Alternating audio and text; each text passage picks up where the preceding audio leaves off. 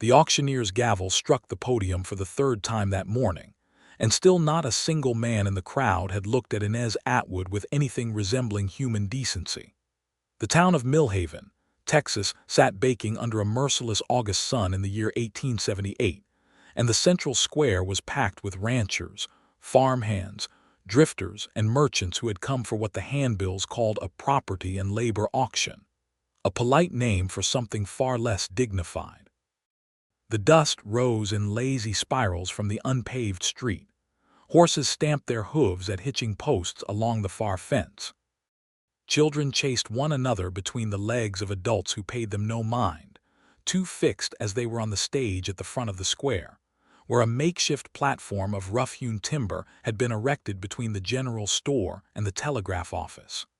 Inez stood at the edge of that platform, not yet called forward, watching the proceedings with the careful stillness of a woman who had learned long ago that showing fear only invited cruelty. She was 24 years old, with dark brown hair that had been pinned up hastily that morning by a woman at the boarding house who felt sorry for her. Her dress was the same one she'd worn for 3 days straight because her trunk had been stolen off the westbound stage outside of Fort Griffin, and it was faded at the elbows and slightly too large across the shoulders, as though it had belonged to someone else before it belonged to her. Her eyes were the color of good earth after rain, a deep and serious brown that noticed everything. She had not come to Millhaven to be auctioned. She had come because her father's letter, which had reached her in Louisville 6 weeks prior, had promised her a position as a housekeeper at a respectable ranch outside of town. The letter had been signed with his name, Clarence Atwood, and had contained enough specific detail about his health and his situation that she had believed every word of it. She had sold the modest furniture from her rented room, had packed her good dresses and her mother's silver hairbrush, and her 3 books into the trunk that was now somewhere between Fort Griffin and Perdition, and she had climbed onto a stage that was supposed to deliver her to a father she had not seen in 11 years. What she found instead, upon arriving in Millhaven with nothing but the clothes on her back and 40 cents in the pocket of her dress, was that her father had died of a fever 2 months prior. The ranch had been sold to cover his debts. The man who had written that letter, a neighbor named Harlan Doss who had managed the estate's final affairs, had decided that the simplest way to recoup the cost of stamp and paper was to list Inez under the town's quarterly labor auction as an able-bodied domestic worker, 24 years of age, unencumbered. She had found this out 30 minutes before the auction began, and she had not had time to do much of anything about it except stand very straight and keep her chin level. The auctioneer, a wiry man named Fogel with an extravagant mustache and a permanent squint from years of staring into the western sun, was working through the earlier listings with practiced efficiency. 2 farmhands who needed seasonal placement, a pair of brothers looking for work on a cattle drive, then a recently widowed seamstress who clutched her sewing basket and looked at the ground. Nobody laughed at the seamstress. They bid quietly, and she was placed with a dry goods merchant who seemed a reasonable sort. Inez watched this and felt a cautious fraction of relief. Then Fogel consulted his list, cleared his throat, and said, "Next up, we have a domestic worker, one Miss Atwood, age 24, trained in household management and cooking, available for annual contract." Inez stepped forward. The laughter started almost immediately. It was not the laughter of men who thought something was genuinely funny. It was something meaner than that, something that lived in the gap between contempt and entertainment. A sunburned man in a cowhide vest started it with a short bark of amusement. Then 2 others near the water trough caught it and ran with it, nudging each other and making comments she could hear even from the platform. About her dress, about the borrowed pins in her hair, about the fact that she was standing up there at all. One man called out something she chose not to register. Another made a sound that had no business being made in a public square. Fogel did not silence them. He seemed to consider their laughter a form of commerce, evidence of engagement with the product on offer. Inez did not look away from the middle distance. She had decided, in the 30 minutes she'd had to prepare herself, that she would not give anyone the satisfaction of seeing her flinch. Her jaw was tight enough to ache. Her hands, folded in front of her, were perfectly still. But her eyes were burning in a way that had nothing to do with the sun. She scanned the crowd because she needed somewhere to look, somewhere that was not the grinning faces of the men who thought her misfortune was their morning's amusement. And that was when she saw him. He was standing toward the back of the crowd, somewhat apart from the nearest cluster of men, with his thumbs hooked in his belt and his hat pushed back slightly on his head. He was perhaps 30 years old, lean in the way that hard outdoor work made a man lean, with dark hair that needed cutting, and a jaw that was shaded with several days of beard. His shirt was plain and well-worn, his boots were practical rather than decorative, and there was nothing about him that announced importance. He was not the wealthiest man in the square, nor the most prominent, but he was not laughing. He was watching her with an expression that she could not immediately name, and then she could. It was the expression of a man who recognized something, who saw the plain situation for what it was, and felt the wrongness of it settle in his chest the way a stone settles to the bottom of a clear creek. He was not watching her with pity, which she would have hated. He was watching her with something closer to recognition, as though he understood that the woman on that platform was not a piece of labor to be acquired, but a person being subjected to something she had not chosen and did not deserve. Inez Atwood looked at Nathan Garrett for exactly 3 seconds before she looked away again. She was not in the business of depending on strangers, but the fact of those 3 seconds stayed with her. The bidding began sluggishly. The men who had been laughing did not seem particularly interested in actually hiring a domestic worker. One bid came in low from the man with the cowhide vest, offered in the tone of someone who was not serious but wanted to participate. A second came in slightly higher from a man she could not see. Fogel worked the crowd with practiced patter, trying to generate enthusiasm that was not naturally present. Then a voice from the back said, clearly and without any performance of importance, $12 a month, year contract, full room and board included. The crowd shifted. Several heads turned. Nathan Garrett had not moved from his position, but he had raised his hand and he was looking at Fogel with the calm attention of a man who had made a reasonable business decision and was prepared to defend it. Fogel blinked. The amount was fair. More than fair, honestly, for a domestic placement. $12. We have $12 from the gentleman in the back, he said, recovering his composure. Do we have any advance on 12? The man with the cowhide vest made a show of considering, then shook his head. The other voice that had bid did not return. A few other men in the crowd exchanged glances but did not raise their hands. Sold, said Fogel, without much ceremony, and struck his gavel. Inez breathed once, carefully, and stepped down from the platform. She was directed by a bored-looking deputy to wait near the east corner of the square, while the administrative portion of the transaction was completed, which meant signing a paper that she was not permitted to review in advance, and that Harlan Das, who had appeared from somewhere behind the dry goods store looking both pleased with himself and unwilling to meet her eyes, would also sign. She waited, watching the deputy cross to the back of the crowd where Nathan Garrett stood. She saw them exchange words. She saw Nathan Garrett nod once. She saw him reach into his vest for what was presumably the initial payment required by the auction house's terms. He did not look over at her during this process. He was simply completing a transaction, efficiently and without drama. Das came to where she stood and looked at a point slightly above her left ear. "I'm sorry about your father, Inez," he said, which she suspected he had been rehearsing. "Are you?" she said, and her voice was perfectly flat. He swallowed. "The circumstances were, you listed me in a labor auction," she said, "without telling me." "It was the legal don't," she said. He stopped talking.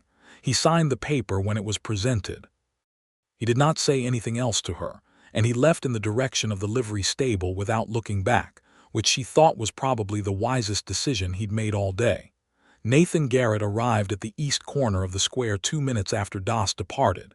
He was holding the signed copy of the contract, which he folded once and tucked into his shirt pocket without drawing attention to it. He stopped at a reasonable distance from her and took off his hat. "Miss Atwood," he said. "Mr." she began. "Garrett, Nathan Garrett. I have a ranch about 8 miles north of town, just past the ridge they call the Coronado Line. I run cattle, about 200 head currently, and I have a farmhand named Cass who does most of the outdoor work with me. The house needs managing. The cooking situation," as he paused and seemed to be choosing his words with some care, "considerable room for improvement." Inez studied him. "What kind of arrangement is this?" "The kind where you are employed," he said simply. "You will have your own room. You will be paid what the contract says. You will not be asked to do anything outside the scope of domestic work. If at any point you wish to leave, I will arrange transport to wherever you want to go, and I will not stand in your way." She was quiet for a moment. The noise of the square continued around them, other transactions being completed, horses being led away, the general commerce of a Thursday morning in 1878. "Those men were laughing," she said. "It was not a question." "Yes," he said. "You were not." Something moved in his expression, brief and careful. "No, ma'am, I was not." She looked at him for a long moment, measuring things she had learned to measure in her years of managing on her own. He held her gaze without looking away, but also without the aggressive openness of a man who was trying to prove something. He just looked back, steady and unremarkable, a man standing in a dusty square in August. "Very well, Mr. Garrett," she said. He nodded and put his hat back on. He had come to town in a wagon rather than on horseback, which she appreciated because it meant she did not have to ride pillion behind a stranger in front of the people who had just watched her stand on that platform. The wagon was practical and not particularly new, but the horses were well kept, and the bed had been lined with a folded canvas that suggested someone had at least thought about the possibility of passengers. He did not make conversation as they left Millhaven, which she also appreciated. The road north was a rutted track through sun-bleached grass that gave way gradually to higher ground scattered with live oak and cedar. The sky was enormous and relentlessly blue. Inez sat straight on the wagon bench with her hands in her lap and watched the landscape change and tried to organize her thoughts about the situation she was in. Her father was dead. She had known this for approximately 4 hours. She had not yet had time to feel it properly, and she suspected it would find her later, in the way grief always did, at an inconvenient moment when she was not braced for it. She pushed it to the side with the same deliberate effort she used to push away everything else that needed to wait. She was employed. She had a destination. She had 40 cents in her pocket and a borrowed dress and nothing else, but she had a destination, and in her experience a destination was the beginning of everything. "How long have you had the ranch?" she asked eventually, because silence was fine but information was useful. 6 years, he said. "Came out from Missouri in '72. Bought the land from a man who was heading to California and didn't want the trouble of it." "Do you have family?" "Not here. My mother is in St. Louis. My father passed in '70. I have a brother who I don't correspond with much." She filed this information away. "And the farmhand, Cass, is he reliable?" "Cass is about 60 years old and has been ranching since before either of us was born. He's reliable in the way bedrock is reliable.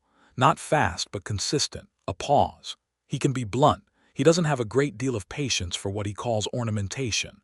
"Meaning?" "Meaning he'll tell you exactly what he thinks. Most people find it either refreshing or infuriating depending on the day." Despite herself, the corner of her mouth moved. "I can manage blunt."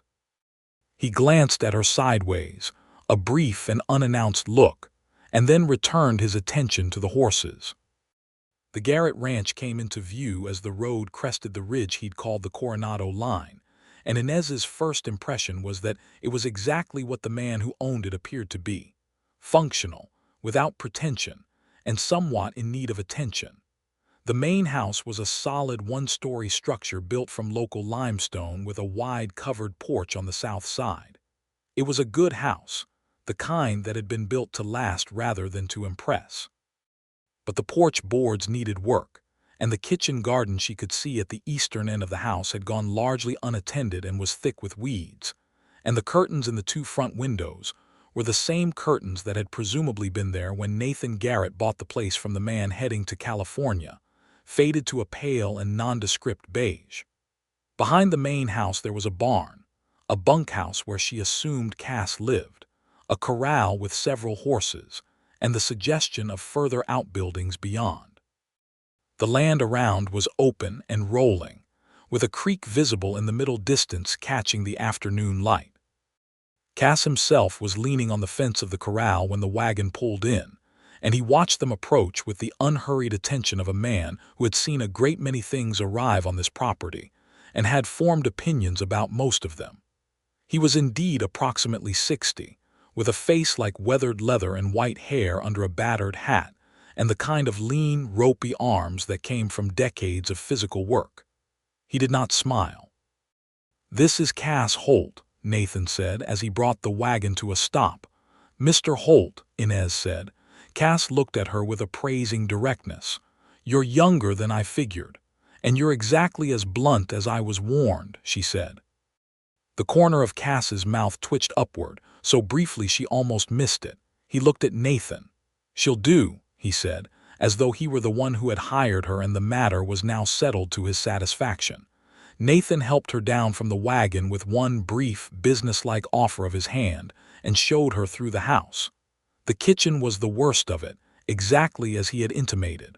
The stove worked but had not been properly cleaned in some time. The larder had the basics but lacked organization or any evidence of planning. The sitting room was Spartan, with a fireplace and 2 chairs and a table and not much else. His own room was at the north end of the house.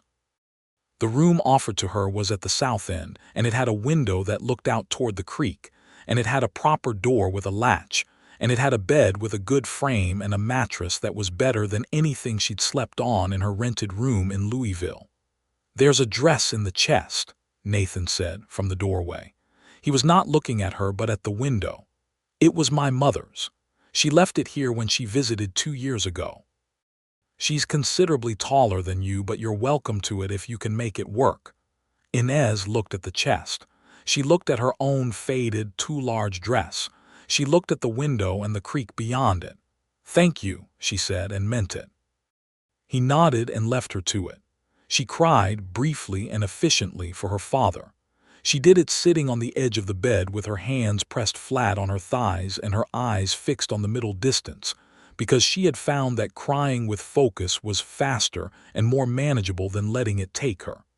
Clarence Atwood had not been a present father.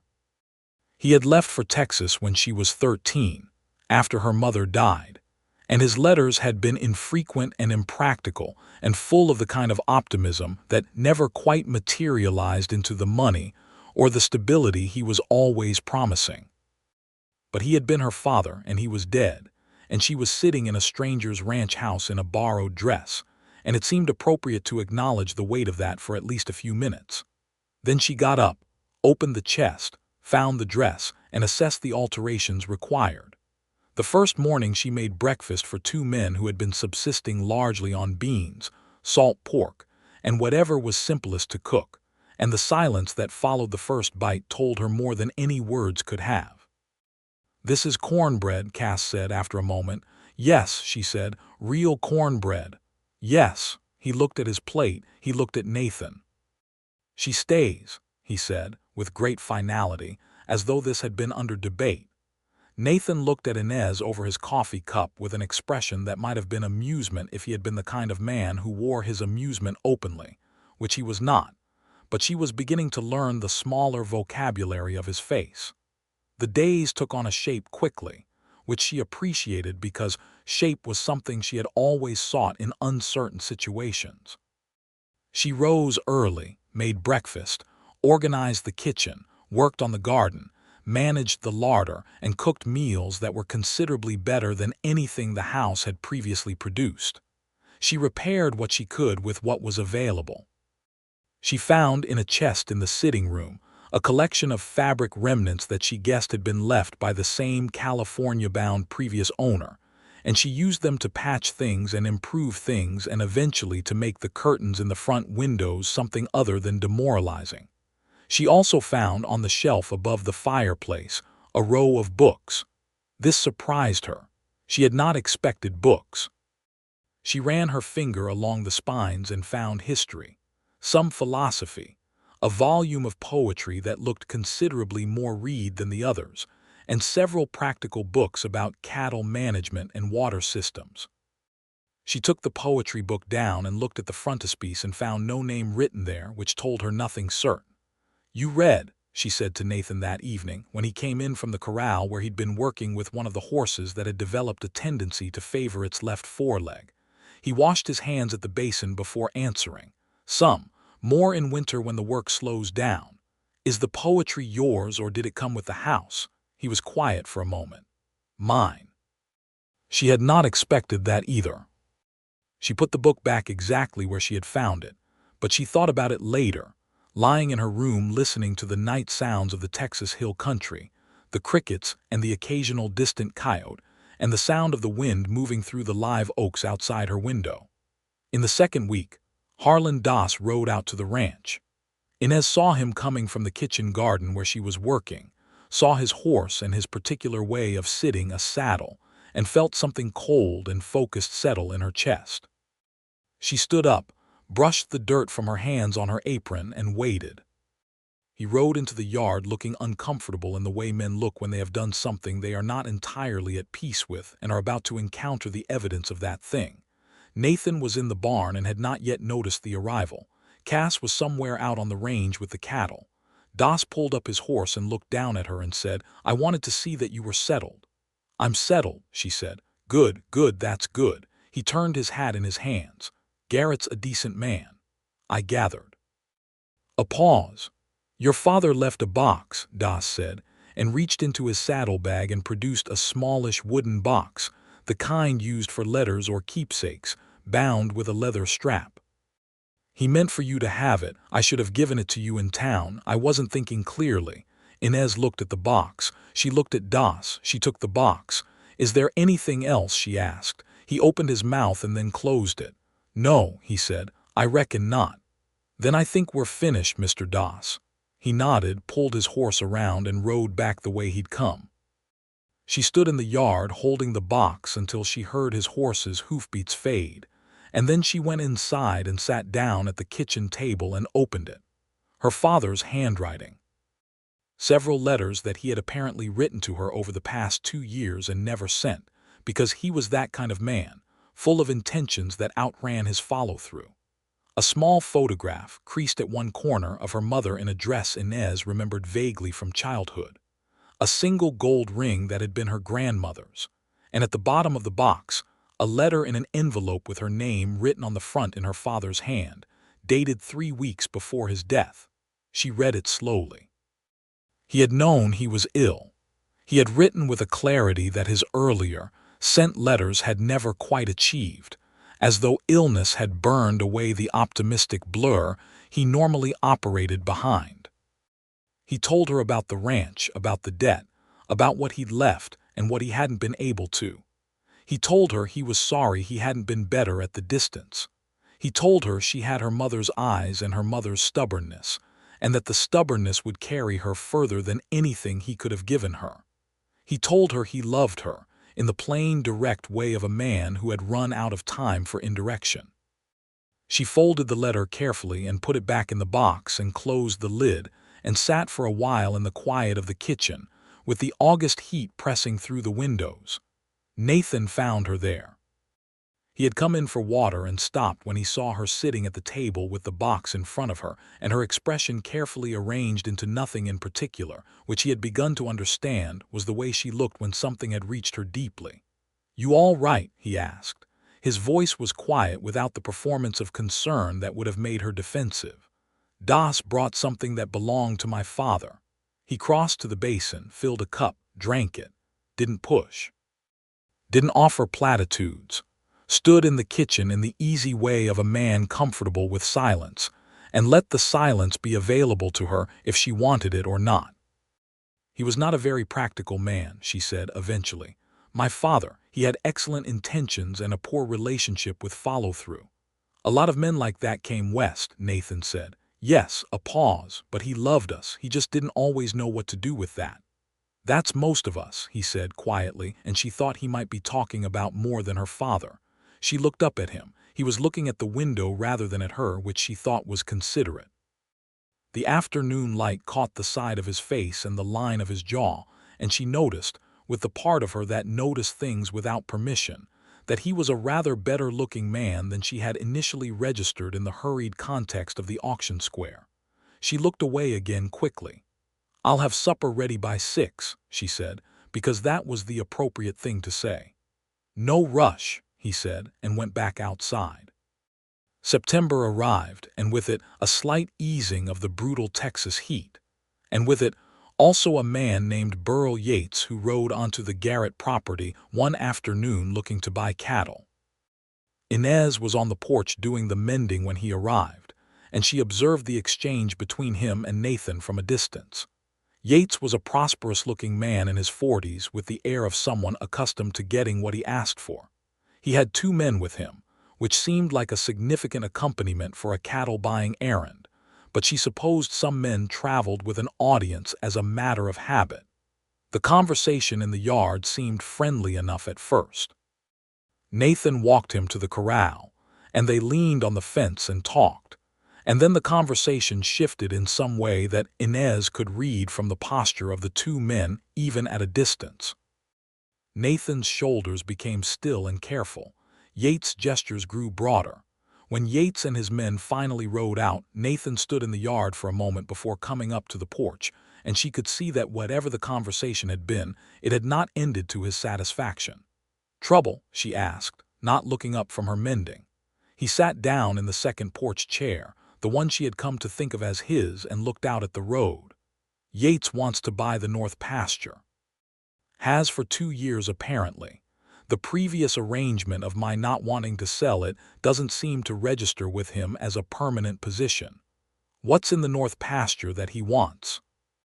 He glanced at her with the quick sideways look that meant she had asked a sharper question than he'd expected. There's a creek spring at the north end. Good reliable water. He owns the 2 parcels on either side of me, and the spring would complete his water rights on that stretch. And, he almost smiled, and if he had complete water rights on that stretch, my grazing options would be considerably narrowed. So it's not about buying the pasture, it's about the leverage. Yes, ma'am. She returned to her mending. Then don't sell it. I don't intend to. A pause. He implied that his interest in the matter might become more active. She looked up then. What does that mean specifically? In this part of Texas, in this year, it can mean several things, and none of them are improvements. She held his gaze. The evening light was coming in low across the porch, turning everything amber and clean. What will you do? Keep my fences in good repair, he said, and be awake earlier than I have been. She thought about this. She thought about the practicalities of a ranch with 2 people managing it, Nathan and an old man who was 60 if he was a day, and the various ways that a man with resources and motivation could make trouble. I can ride, she said. He looked at her. Not brilliantly, she added, but adequately. I grew up in Louisville, but I spent 3 summers on my aunt's farm in Indiana when I was young. If you need an extra set of eyes on the property, I can help with that. He was quiet for a moment. That's not what I hired you for. No, she agreed, but it's what I'm offering. Another pause, this one longer. I'll keep it in mind, he said. She went back to her mending, and he watched the road, and the evening settled around the porch with the particular soft quality of Texas evenings, when the heat has backed off enough to breathe, and the colors of the sky do something extraordinary. Miss Atwood, he said after a while. Yes. How did you end up in Louisville? You said your father came west. She took a breath. After my mother died, my father wasn't able to manage a child and the grief together. He sent me to live with my mother's sister. She was a school teacher. She taught me things, and she also taught me that I would need to know things because no one was going to arrange my circumstances for me. She sounds like a practical woman. She was the most practical person I have ever met. A small pause. She died 4 years ago. I had been managing on my own since. He said nothing for a moment, then, "That's a considerable amount of time." "It is," she agreed without self-pity. "And then your father's letter came." And then his letter came. She finished the seam she was working on and folded the mended garment. "I thought it was a second chance at something. That was probably naive." "Or hopeful," he said. "There's a difference." She looked at him. He was looking at the sky where the first stars were beginning to register against the deepening blue. There was something in his face at that moment that was open in a way his face usually wasn't, and she found herself wanting to know the history of that openness, what had made it retreat and what occasionally brought it back. She did not ask. It was too soon for that sort of question. But she kept the moment, the way she kept things she wanted to think about later. October brought cooler air and the beginning of the cattle work that defined the fall season, and Inez found herself more integrated into the daily operations of the ranch than she had anticipated when she'd arrived. This was not something Nathan had asked for or engineered. It was simply what happened when a capable woman occupied a space and found the shape of what was needed. She learned the names of the horses. She learned the rhythms of what needed doing and when. She learned that Cass, beneath his exterior of comprehensive bluntness, was fundamentally kind, and that he had been watching the property and the man who owned it with the steady devotion of someone who had, over 6 years, transferred whatever loyalty he'd had for the ranch work itself onto the person of Nathan Garrett. She also learned, in the slow accumulative way of daily proximity, a great deal about Nathan himself. He was up before dawn every day without exception, a habit she matched out of her own early-rising nature, and their mornings developed a quiet companionability that neither of them named or drew attention to. Coffee at the kitchen table in the dark before the day's work began. Sometimes conversation, sometimes not. He read in the evenings when the work permitted, and she began to read too, having found in the chest beneath the sitting room window a second collection of books that she suspected had also come from the California man, and they would sit in the 2 chairs by the fire with the October wind doing its best against the limestone walls of the house, and read in comfortable parallel silence. He was not an effusive man. He did not compliment her cooking, which she noticed only because every other man she had ever cooked for had made at least occasional remarks about it. What he did instead was finish everything on his plate and sometimes, at breakfast, pour her coffee before his own, and once when a hard rain came in suddenly while she was working in the garden, he appeared at the back door with a coat she didn't need to ask for. These were the things he said without saying them, and she was fluent enough in that language to understand. She acknowledged to herself late one evening while listening to the creek run high after the rain, in some degree of trouble. She was not supposed to be noticing the way his hands looked when he was working with the horses. She was not supposed to be thinking, with the frequency she was, about that quiet evening on the porch when he had said there's a difference between naive and hopeful in the tone of a man who had needed that distinction himself. She was not supposed to find the poetry book and wonder again which poems he had read more than once. She was his employee, housed and paid, and in a situation clear enough that anything else would be a complication neither of them needed. She reminded herself of this regularly and with some force. The trouble with Yates came to a head on a Tuesday morning in late October. Inez was at the stove when she heard Cass ride in fast, which was unusual enough to bring her to the back door immediately. Cass's horse was blowing hard, and Cass's expression, normally the geological permanence of a man who had seen everything, was set and sharp. "Got a cut fence on the north pasture," he said, "and 3 of our cattle are gone." Nathan was out of the barn before Cass had finished speaking. "How many men?" "Tracks say 4 horses came in before dawn from the east." Yates east. Nathan's jaw was tight. "Can't prove that," Cass said.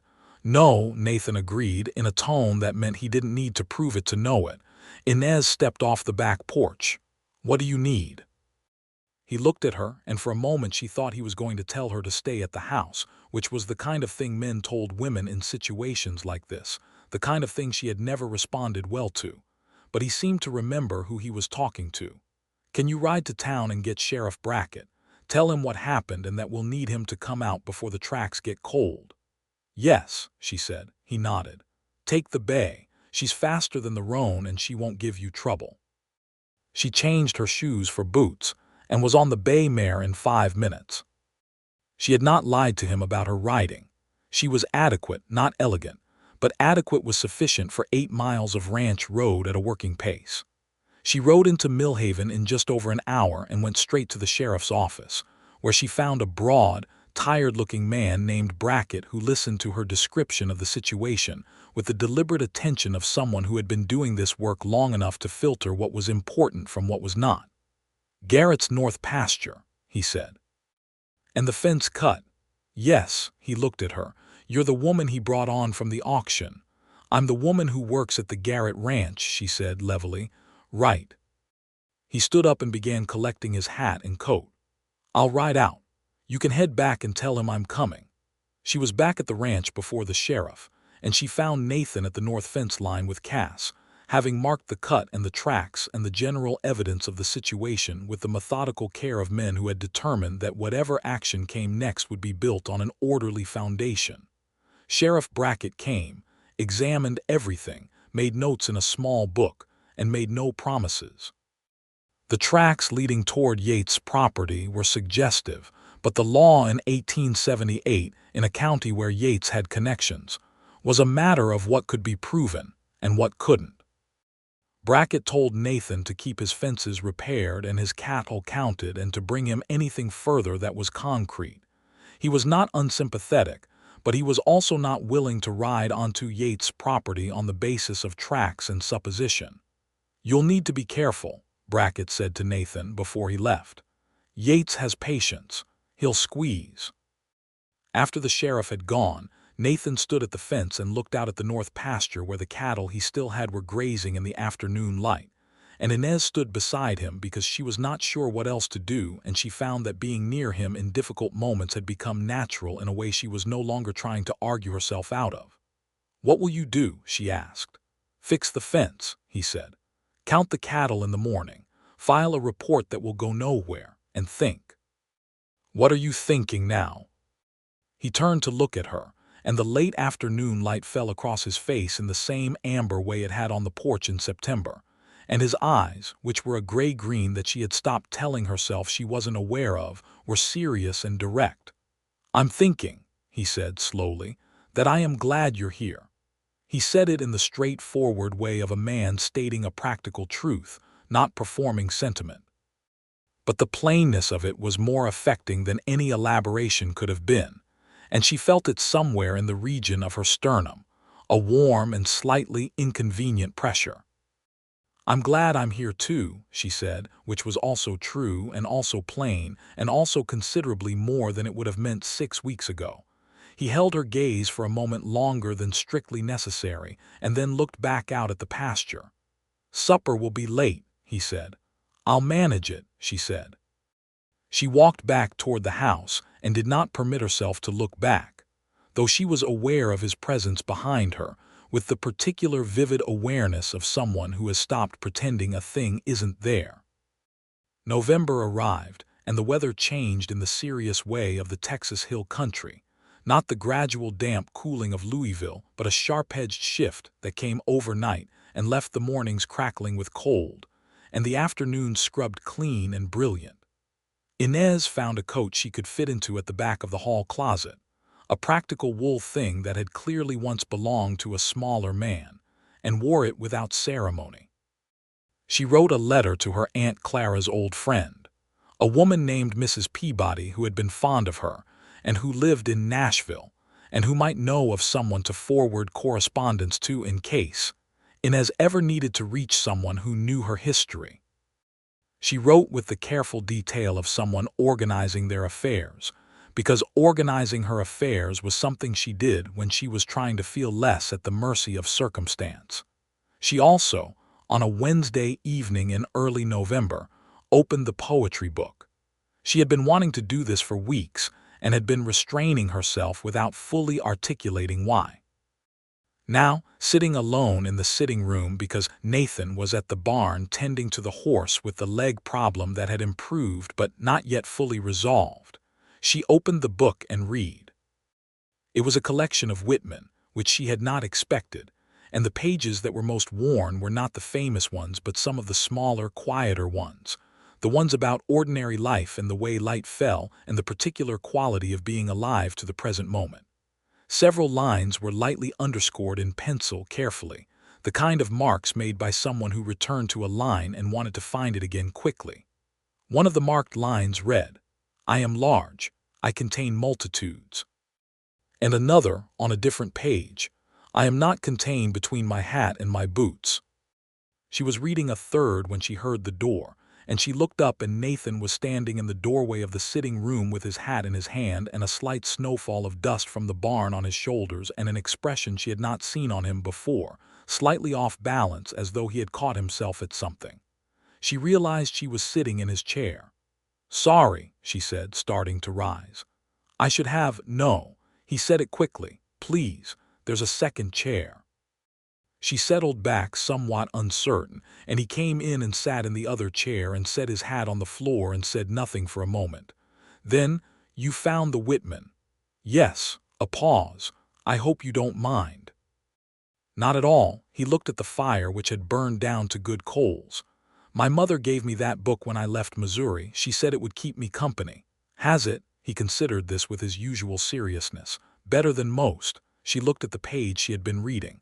"The lines you marked," she said carefully. "They're all about being larger than what contains you." He was quiet for a long moment. "Yes," he said, "I suppose they are." She thought about asking him what had needed containing. She thought about the ranch he had built in 6 years of hard work, and the way he had stood at the back of a crowd in an auction square and not laughed, and the books on his shelf, and the careful, unhurried way he treated the people around him. She thought about all the evidence of a man who had made himself out of something that had perhaps required making. She didn't ask. She held the book in her lap and the fire gave its heat, and the wind moved outside in the cedars, and they sat in the sitting room of the limestone ranch house in the way that people sit who have found, without announcing it, that they are at ease with each other. "Tell me about Missouri," she said instead. He told her. Not all of it at once, and not the parts that hurt immediately, but the geography of it, the river and the green summer and the particular quality of the light in the afternoon, which he said was different from Texas, light in the way that all things were different when you were young in them. His father had had a farm, a good one, and had been a difficult man not out of cruelty, but out of a conviction that difficulty was the only honest response to the world. Nathan had left at 22, not in anger but in the quiet certainty that he needed a different kind of space. "Space for what?" she asked. He looked at his hands. "For being a different kind of person than he imagined I ought to be." Understood this completely. She did not say so with words, but something in her expression must have communicated it because he looked at her and a small thing shifted in his face, the slight relaxation of a man who has said something true and found it received without judgment. "Your aunt," he said. "She sounds like she gave you that kind of space." "She gave me books and expectations and the tools to meet them," Inez said. "That was all I needed." "That's a great deal," he said. The fire settled. The wind worked at the windows. Inez read 2 more pages of Whitman and Nathan stared at the fire, and the evening moved around them in its quiet and uncomplicated way. And she thought, with a clarity that had nothing evasive about it, that she had not felt this particular quality of comfort anywhere in her adult life, and that it was terrifying in the best possible sense. The second incident with Yates happened in the 3rd week of November. One of his men, a lanky fellow named Cord who had been seen in Millhaven asking questions about the Garrett operation, was found at dawn by Cass examining the south fence line in a manner that had no good explanation. Cass, whose patience for nonsense was geological, told Cord with great economy that he had 30 seconds to explain himself or find himself going back to wherever he came from at a pace that would not be comfortable. Cord found some urgent business elsewhere. Nathan went to town that afternoon and came back in the early evening with his expression set in the careful flat way it got when he was containing something. Inez was at the stove and she turned when she heard him come in and said nothing, because she had learned that Nathan in this state needed a moment before he could talk about whatever the moment contained. He sat down at the kitchen table and she set a cup of coffee in front of him and went back to the stove, and after a while he said, "Yates is trying to leverage a bank note." She turned. "What bank note?" "When I bought the ranch, I took a small loan from the Millhaven Bank to cover the additional stock I needed. I paid most of it off in the first 3 years. There's a remaining balance that I've been managing without trouble." He looked at his coffee. "Yates has apparently bought a significant share of interest in that bank." She was quiet for a moment. "Can he call the note?" "Not immediately. But he can make the terms uncomfortable, and he can make refinancing difficult, and he can use the existence of the debt as a pressure point in ways that are all technically within the law." She thought about this. She thought about the deliberate, systematic nature of what Yates was doing, the fence cutting, the land pressure, and now the financial angle. She thought about how it would wear on a man over time, the constant low-grade pressure of someone who wanted what you had and had the resources to be patient about it. "What does the lawyer in town say?" she asked. He looked up. "I haven't been to the lawyer." "Why not?" A pause. "The lawyer in town is Yates' brother-in-law." "Then the lawyer in Fredericksburg," she said. He was quiet for a moment and she could see the calculation, the time, the cost, the practicality of it. "I'll go with you," she said. "I can help organize the documentation. I have a clear head for what's relevant and what isn't, and 4 eyes are better than 2. He looked at her across the kitchen table in the lamplight. "You don't have to do that." "I know I don't have to," she said. "I want to." The look he gave her was one of the longer ones, the kind where she felt him actually seeing her rather than the useful domestic worker he had acquired at an auction to manage his kitchen and garden. Something in that look made her breath go slightly unsteady, and she turned back to the stove with the practiced efficiency of a woman managing her own responses. "All right," he said. "Next Monday." They rode to Fredericksburg in the wagon on a clear Monday, and the 3-hour drive each way became, by the unremarkable alchemy of time and proximity and conversation, one of the better days she had spent in her adult life. The hill country was beautiful in November in the kind of arid strip-back way that requires adjustment of what you think beauty is, and Nathan knew the names of things, the plants and the birds, and the geological features of the limestone ridges, in the easy specific way of a man who had spent 6 years paying attention to the particular landscape he lived in. She asked questions and he answered them, and then he asked questions and she answered those. And by the time they reached Fredericksburg, they had covered the length of her aunt's influence, the nature of his cattle operation, the relative merits of 3 varieties of winter squash, the poetry of Whitman versus that of Longfellow, 2 incidents from his childhood involving horses that were actually funny, and the question of whether the landscape of Texas was something you either loved from the beginning or came to love. To which he had said it was always the second kind, and she had agreed, and they had looked at the cedar-covered hills in the same direction for a while. The lawyer in Fredericksburg was a small, precise man named Hoffman who took the documentation Inez had organized into a logical sequence and read it with the focused quiet of someone who knew what he was looking at. He confirmed that Yates' position, while leveraged, was not immediately actionable, and that if Nathan could accelerate his payments on the note over the next 6 months, he would remove the lever entirely. He also suggested a written record of all incidents related to the fence cutting and the unauthorized surveying of the property, which Inez had already started, having found a blank ledger in the kitchen drawer and begun logging dates, times, and descriptions in her clear, schoolteacher-influenced hand. When she produced this, Hoffman looked at it, looked at her, and then looked at Nathan with the expression of a man recalibrating his understanding of who had come into his office. "Your wife is thorough," he said. Nathan began. He keeps my accounts, Inez said, which was not what Nathan had been going to say but effectively ended the need for a correction of any kind. In the wagon on the way home, an hour out of Fredericksburg, Nathan said, "Why did you let him think that?" She looked at the road. "Because explaining the actual situation would have taken 10 minutes that we didn't need to spend, and it didn't change anything relevant to the legal advice." He was quiet. "Does it bother you?" she asked.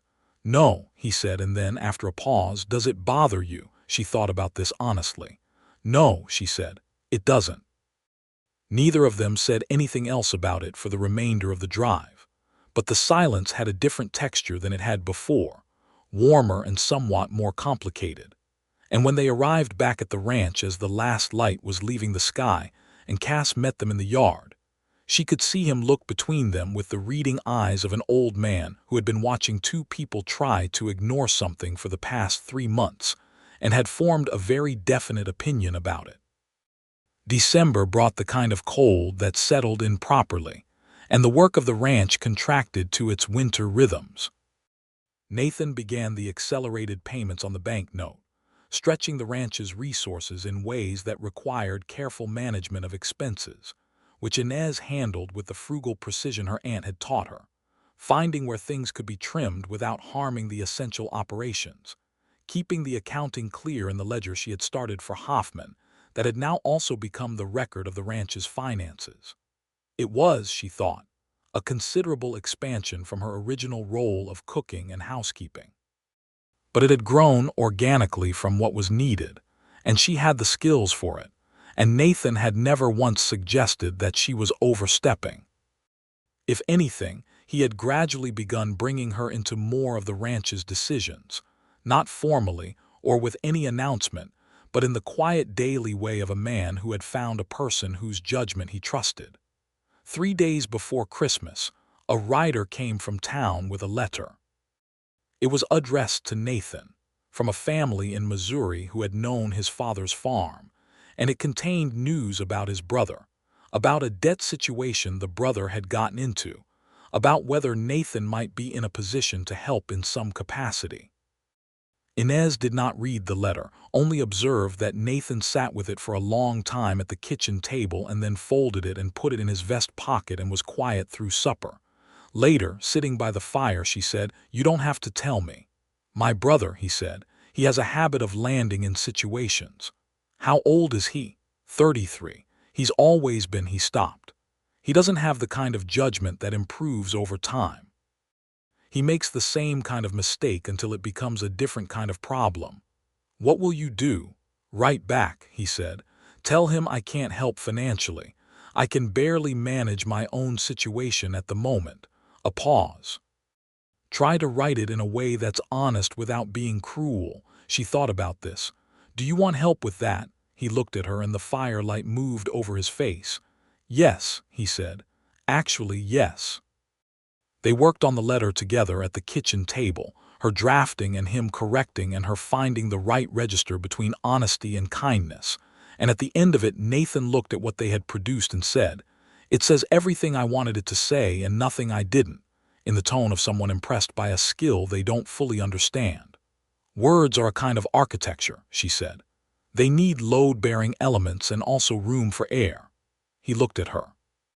In the lamplight of the December kitchen with snow threatening outside and the fire going in the stove, he looked at her with the full attention of a man who has been building towards something without admitting it and has arrived somewhere he didn't expect.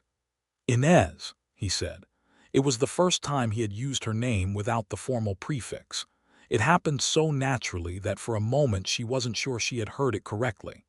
"Yes," she said carefully. He was quiet for a moment, with the thoughtful deliberation of a man choosing words.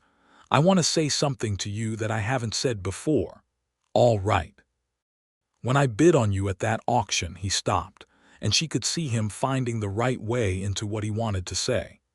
It was not a purely practical decision. I told myself it was. I told myself I needed domestic help, and the price was reasonable, and the alternative was you staying in the custody of that auction to whatever came next. But the truth is," another pause, The truth is I saw you standing on that platform and I saw what was happening to you, and I wanted to stop it, and the only tool I had was money." She was very still. "That's not all of it," he said. "I'm not telling you this to claim credit for a decent action. I'm telling you because it's part of the honest account of how I got here, which is sitting at this kitchen table 3 months later having a more complete life than I've had in 6 years, and I think you should know that you are the reason for that." She looked at the letter they had written together on the table between them. "Nathan," she said, and the name came easily, without the caution she would have expected. He waited. "I need to tell you something too," she said. "When I looked out at the crowd and found you, and you weren't laughing, my first thought was that you were simply a man with better manners than the rest. But by the time we reached the wagon, I already suspected it was more than that. And I have been trying for 3 months to be practical about that suspicion and not let it interfere with what is a clearly functional and beneficial employment arrangement." "Has it worked?" he asked. "No," she said frankly. Something in his face that had been careful for a long time became less careful. He reached across the kitchen table and put his hand over hers, not taking it, just setting his hand there with the unhurried steadiness that was the most purely Nathan thing about him. "I don't want you to be my housekeeper," he said. "I know," she said.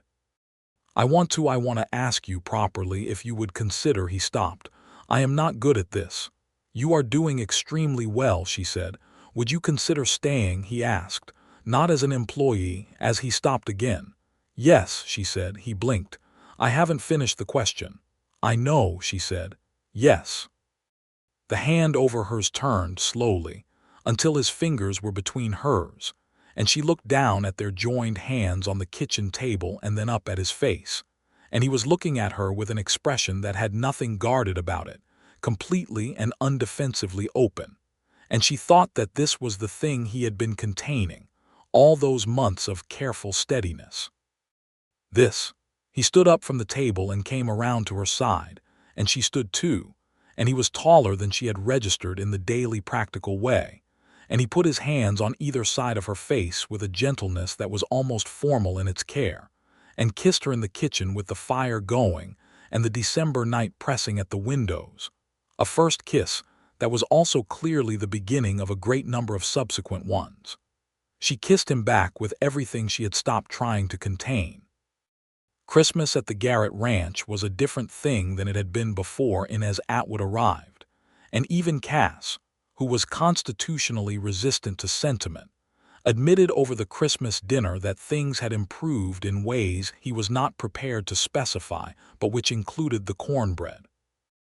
Nathan had ridden to Millhaven 2 days before Christmas and come back with several things he declined to explain until Christmas morning, when Inez found at the foot of her door a pair of good leather boots in her size and a small bolt of fabric in a deep blue-green that was the color of creek water in shade, and a volume of Emerson that was new enough to still have the bookseller's paper around it. She stood in the hallway holding the volume and looked at him standing at the kitchen doorway with his coffee and his carefully neutral expression, and she thought she had never in her life received a gift that was so precisely calibrated to who she actually was. She had made him a scarf from the fabric remnants she'd found in the chest, a real one, carefully knitted with the skill her aunt had drilled into her, in a dark wool that matched nothing particularly but was warm and well-made.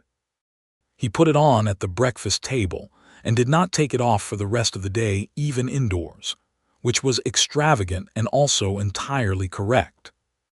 Cass received a new pipe, which he examined for a long moment, and then said, "Good." And that was the extent of the ceremony on his part. January arrived with its cold and its clarity and its long ranch evenings, and the situation between Nathan and Inez was acknowledged between them in the easy, continuous way of people who have decided to stop being cautious about something, and found that the decision was the right one. He kissed her in the mornings in the kitchen before the day's work began. She reached for his hand, sometimes in the evenings by the fire. They talked the way people talk who are genuinely interested in what the other person is thinking, without the performing of interest that characterized so much adult conversation. He asked her, in January, to marry him. Not dramatically, not on a planned occasion, but on a Tuesday evening after supper when they were washing up together, a domestic intimacy that had developed naturally and that she had never once thought of as beneath her, because working alongside a person was simply what you did when you respected them. He was drying plates and she was at the basin, and he said, "I want to marry you, Inez. I want to do this properly, and I want you to know that I'm asking for all the right reasons and none of the wrong ones." She had her hands in the wash water. She turned and looked at him. He was holding a plate and a dish towel and looking at her with the complete seriousness of a man who meant every word of what he had just said. "What are the wrong reasons?" she asked. "Convenience," he said. "Habit, not wanting to have the conversation. Any version of this that doesn't include the fact that I love you." She looked at him for a long moment, the plate and the dish towel and the kitchen and the fire and the winter outside and the boots he had given her at Christmas and the scarf that was on the peg by the door, and all of it was suddenly, completely clear. "Yes," she said, "for all the right reasons." He set down the plate. He crossed the kitchen and put his arms around her with the deliberate sureness of a man who is no longer containing anything. And she leaned into him with the particular relief of someone who has been carrying something alone for a long time and has finally found a place to set it down. They were married in February, at the Millhaven Church, on a day that was cold and bright with winter sun that turned the limestone buildings of the town the color of old gold. Cass stood up with them, which he agreed to with the comment that he was not going to wear anything that pinched, and the preacher, a broad man named Elder who had been in the county for 20 years and had a fondness for getting to the point, kept the ceremony brief and sincere. Inez wore the dress she had altered from Nathan's mother's garment, remade now so thoroughly that it was essentially her own, fitted and clean-lined, and the color of cream. Her hair was up, and she was wearing the ring from her grandmother's box, because it fit her right hand, and it felt like the right thing to carry into the day. Nathan wore his best shirt and the scarf she had made him, which technically was not appropriate formal attire, but which she had not suggested he remove, and which he would not have removed regardless of suggestion. There were a few people from the town who came out of curiosity or goodwill or some mixture of both. The auctioneer Fogel attended, which Inez had not expected, and he stood at the back of the church with his hat in his hands and the expression of a man who is reviewing certain recent professional decisions with some critical distance. Nobody laughed. After the ceremony, they rode back to the ranch in the wagon, the same wagon they had first ridden together in August when she had arrived with 40 cents and a borrowed dress, and the weight of a circumstance she had not chosen, and the road north through the hill country was brilliant in the February light, and the cedars were dark green against the pale winter sky. "Mrs. Garrett," Nathan said, trying out the sound of it. "Mr. Garrett," she replied in the same experimental tone. He was quiet for a moment, and then he said, with the combination of seriousness and the small private humor she had learned to read in him, "I think it fits." "It does," she agreed. Cass was back at the ranch before them, having ridden faster on horseback than the wagon could manage, and he had, entirely contrary to his established character, made an effort with the kitchen that involved a bottle of good whiskey that he claimed he had been keeping for an occasion and had clearly purchased in town that morning. He poured 3 glasses and raised his without ceremony and said, "About time," and drank, and that was the wedding toast. Spring came, and with it the lifting of the winter's compressed intimacy into the expanded world of the ranch at its busiest, the calving season, the fence repairs, the garden getting started again, and all of it felt different to Inez now than it had in the spring she had not been there for, because it was hers. Not in the legal sense of the contract, but in the deeper sense of the life she was actively choosing every day. The situation with Yates resolved itself in April, and it resolved in a way that was neither dramatic nor violent, which was fine with Inez because she had never been interested in drama for its own sake. Nathan's accelerated payments had brought the bank note to a manageable level where Yates' leverage was minimal, and Hoffman in Fredericksburg had filed a formal written complaint about the fence cutting that had created a legal paper trail that made further incidents risky. Yates, who was a calculating man rather than a reckless one, apparently decided that the Garrett ranch was more trouble than it was worth and directed his attentions elsewhere, toward a larger operation to the south whose owner was in considerably more financial distress. The morning Nathan told her this, she was at the kitchen garden turning the spring soil, and he came and leaned on the fence and relayed the information with the contained relief of someone who had been managing a slow-burning concern for a long time. "It's done," he said. She sat back on her heels and looked at him in the morning light. "Good," she said. "Then you can stop getting up an hour earlier than you need to." He looked at her. "You notice that?" "I notice everything," she said. He came through the garden gate and crouched down beside her in the turned earth without any apparent concern for his trousers, which she loved about him, and took her chin in his hand and kissed her with the warmth of a man who has gotten through the hard part of something and is back to the part that matters. "I love you," she said, against his mouth. "I know," he said. "I love you too." Summer of 1879 arrived, and the ranch was prospering in the quiet, steady way that not every ranch did, because not every ranch had two capable people who approached its problems systematically and its pleasures with genuine appreciation. Inez's kitchen garden was the best it had been, expanded from the original patch into a proper growing operation that supplied most of their vegetable needs through the summer and provided enough to put up for winter. She had also, using the remainder of the blue-green fabric and some additional material from the dry goods store in Millhaven, made 2 new dresses that fit her properly and were made from what she wanted, not from what was available. Small things. The small things were what made a life. She wrote regularly to Mrs.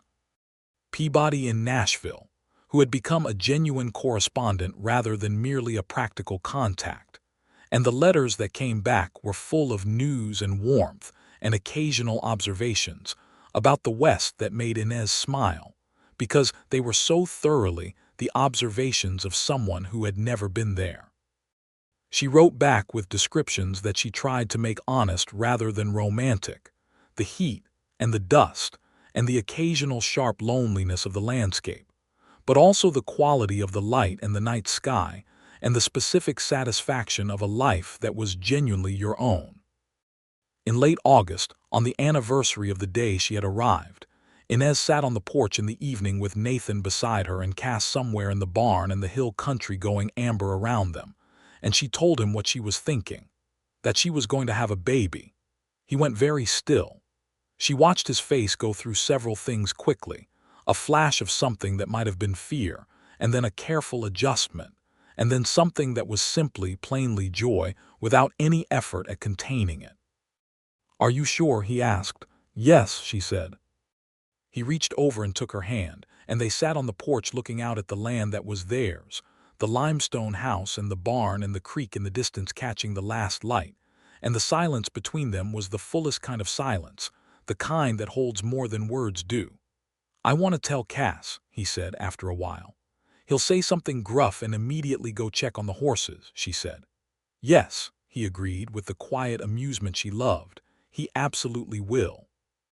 They told him at supper, and Cass put down his fork, looked at them both, said, "Well, good," and immediately stood up to check that the young horse was properly secured for the night. Inez and Nathan looked at each other across the table, and she laughed, genuinely and freely, the kind of laugh that came from being right about the people you knew, and from being warm and safe and in the right place. The baby came in the spring of 1880, a boy they named Clarence James Garrett, the first name for her father and the middle for the ranch, and he arrived with a great deal of complaint and promptly fell asleep, and Inez held him in the lamplight of the bedroom with Nathan beside her, and thought that this was what it meant to be large, to contain multitudes. This particular room and this particular man and this particular child who had not existed before, and now, occupied the full center of everything. Nathan held his son with the focused gentleness he applied to all things that were irreplaceable, with his hand steady and his face doing something that she had never seen on it before, and that she stored away immediately in the place where she kept the things she wanted to remember most precisely. Cass, when presented with the child the following morning, held him for approximately 90 seconds, made a sound that was not a word, gave him back, and went to repair a section of the north fence that he had been meaning to get to for 3 weeks. "He's pleased," Nathan told her. "I know," she said. She recovered with the same quiet efficiency she applied to all physical challenges, managing the new demands of an infant and a ranch household with the logistical competence her aunt had given her. And Nathan was as present as a man could be while also running a working cattle operation, coming in at noon to sit with her and the baby on the porch in the spring warmth, reading to her in the evenings when her hands were otherwise occupied, taking the 3 a.m. shift without being asked when she was too tired to stand. The ledger she had started for Hoffman had grown into a full record of the ranch's accounts, which she managed now as a matter of course, and under the careful stewardship of 2 people who were both good at what they did. The ranch's financial position improved steadily through 1880 and into 1881. They paid off the bank note entirely in March of 1881, and the day the final payment cleared, Nathan rode to town and came back with a bottle of something better than the everyday whiskey and a small garnet brooch that he had apparently been holding onto since before Christmas and had been waiting for the right occasion. She pinned the brooch to her dress and kissed him in the kitchen, and thought about the woman who had stood on a platform in August of 1878 with 40 cents and a borrowed dress and nowhere to go. And she felt for her with a tenderness that was not quite grief and not quite pity, but was something between the two. A recognition across time of how much had been at stake in a moment that had not looked, from the outside, like the beginning of anything at all. Young Clarence, who was approaching his first birthday and had opinions about everything, was developing his father's particular quality of considering things carefully before acting on them, and his mother's eyes, the deep earth-after-rain brown, and a temperament that was sunny by default in a way that belonged to neither of them, and that Cass, who would never admit to a fondness for any specific person, had taken to stopping near in the afternoons with the unconvincing pretense of checking on one thing or another. In the summer of 1881, Inez's cousin Sarah, who she had not corresponded with in several years, wrote from Missouri to ask if there might be work in the area.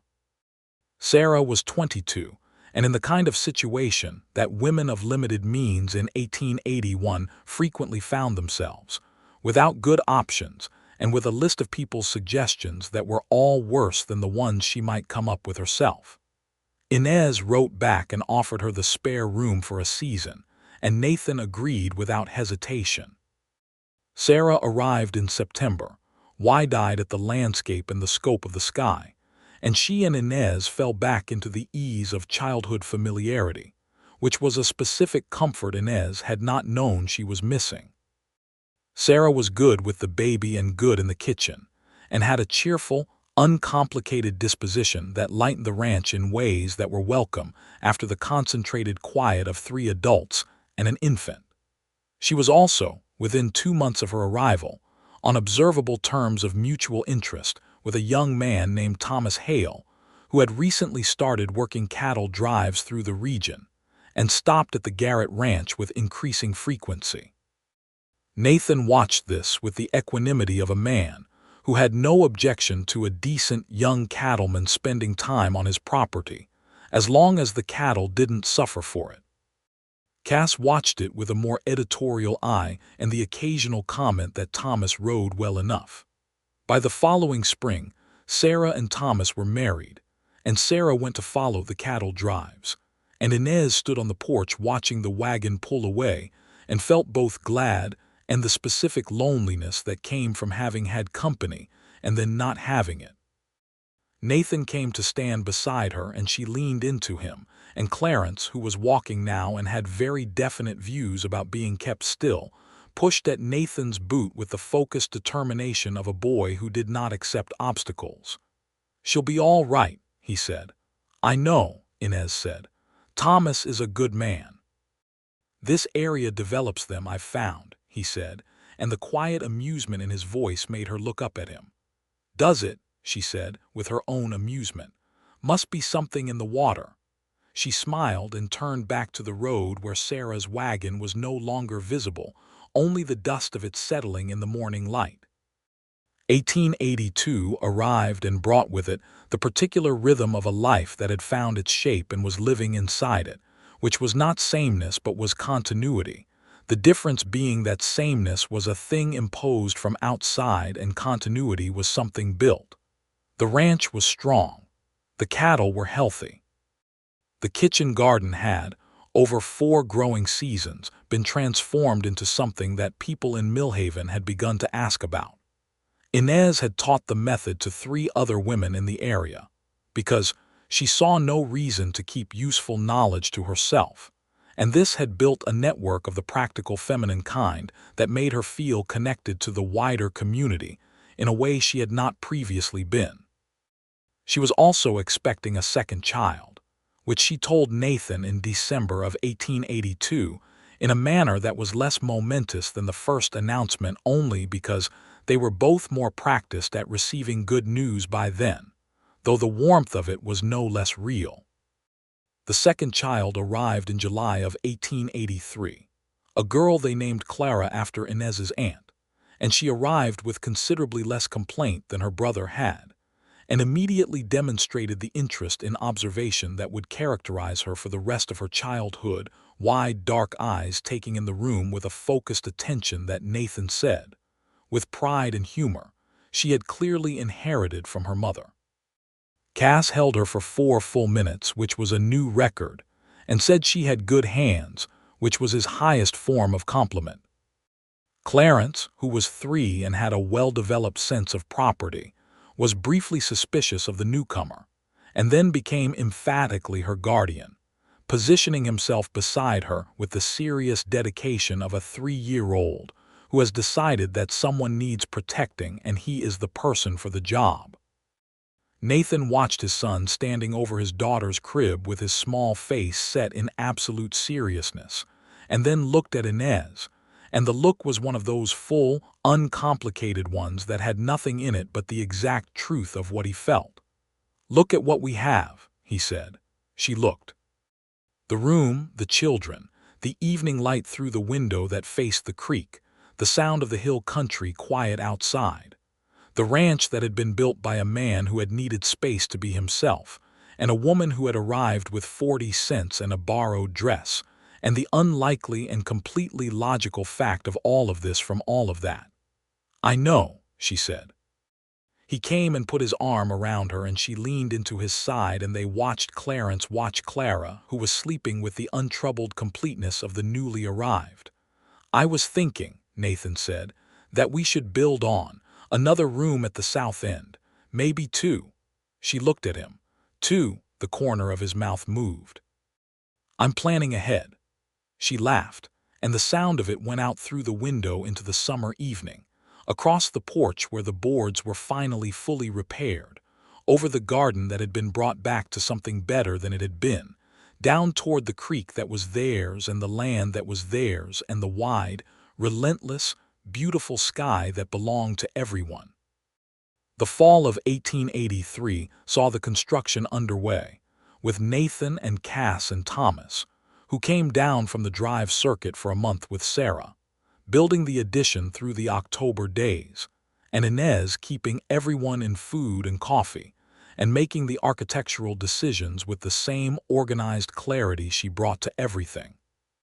The new rooms were solid and good, built from the same limestone as the original house, and when they were done, the house felt complete in a way it hadn't before, a permanent thing rather than a provisional one. The autumn evenings were cool, and the fire went in the sitting room, and the 2 chairs that Inez had thought of as theirs since the first weeks were now accompanied by a third chair, sized for a child, and Clarence occupied it with great seriousness, while his father read to him and his mother sat with Clara in the lamplight, and the book of Whitman was still on the shelf where Nathan had left it all those years ago, read more than ever, its spine comfortably broken at the favorite pages. Inez Atwood Garrett, in the sitting room of the ranch house on the Coronado line, with her husband's voice reading and her children present, and the hill country doing its magnificent and indifferent thing outside the windows, thought about the woman on the platform in the August heat who had looked out at a crowd of laughing men and found one face that was serious. She thought about what it had cost to stand there, and what it had taken to keep her chin level. She thought about the 40 cents in her pocket, and the dress that was someone else's, and the box she hadn't yet received, that held her grandmother's ring and her father's last letter. She thought about how nothing had been what it appeared, and how the worst day had also been the beginning of everything good that came after. She thought about the 8-mile wagon ride, and the kitchen table, and the poetry book, and the December letter they had written together, and the Tuesday evening when he had asked her to stay. She thought about all of it, and she thought that her aunt, who had been the most practical person she ever knew, would have looked at the situation and said that Inez had assessed the available evidence and made a sound decision. But it had been more than that. It had been a moment in a dusty square in 1878 when a man had not laughed, and she had seen him, and he had seen her, and that was where it started, in the oldest and simplest way that things started, two people recognizing each other across a distance that everything else was trying to make insurmountable. Nathan paused in his reading and looked over at her, which he did periodically in the evenings, the quiet check, the making sure she was there, and she met his eyes, and the warmth of 36 months of daily choosing was in that look, the decision made and remade every morning in the kitchen and every evening by the fire, and in all the in-between moments of the life they had built from the unlikely starting material of an auction in August. "All right?" he asked, quietly, over Clarence's head. "More than all right," she said. He smiled, the full one, the one that he reserved for moments like this and that she had catalogued and kept all of them and went back to reading, and the fire gave its heat, and Clara slept, and Clarence listened with his whole small, serious body, and the ranch stood solid against the November night, and the creek ran on, and the stars over the Texas hill country did what they had always done, indifferent to everything but somehow present, somehow part of it. Part of the whole large containing thing that held them all. She opened the Emerson he had given her at Christmas and read, and the house was warm, and the night was clear, and outside the window the land stretched away in every direction toward a horizon that was theirs to look at whenever they chose, which was always, which was every day of every ordinary, extraordinary year of a life that had started with a woman stepping forward on a platform in the heat of an August morning, and one man, in a crowd of men, choosing not to laugh.